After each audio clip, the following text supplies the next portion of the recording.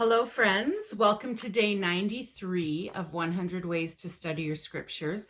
I got the idea for today's video from my friend Anya, who suggested that you take a conference talk and read it, but also read all the footnotes and study all the footnotes, study the whole way through your talk. And while you're studying, have a list for your action items of things that you're inspired or asked to do during the talk.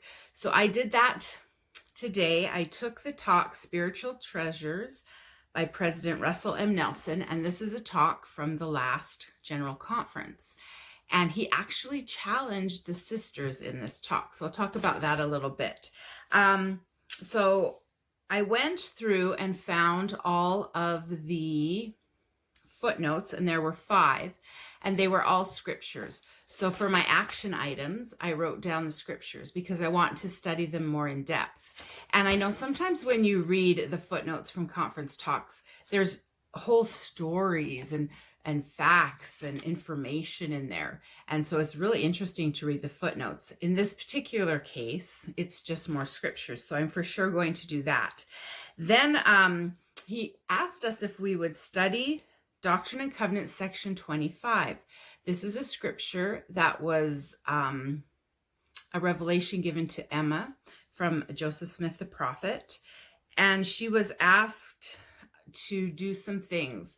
One of them was she was asked to make a hymn book, but also many other things that we're to read and ask ourselves, how can I draw upon priesthood power? And the things that were told to Emma are things that are told to all of us. And so anything told to Emma, we can also take into our lives. And so that's really exciting. So I started doing that.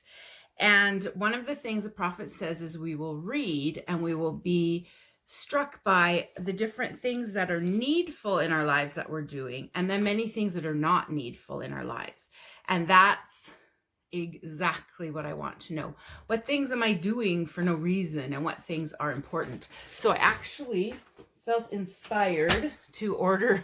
It's called Cultivate What Matters, and it's a goal planner workbook, and that's what it is. You're supposed to go through your goals and do what actually matters to you in your life and cut out the rest. So I'm really excited to do this for 2020, and that's going to go right along with my study.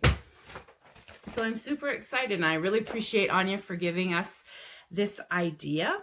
And maybe you want to study your scriptures through studying a General Conference talk. So I hope you have a great day studying your scriptures, and I'll see you next time. Bye.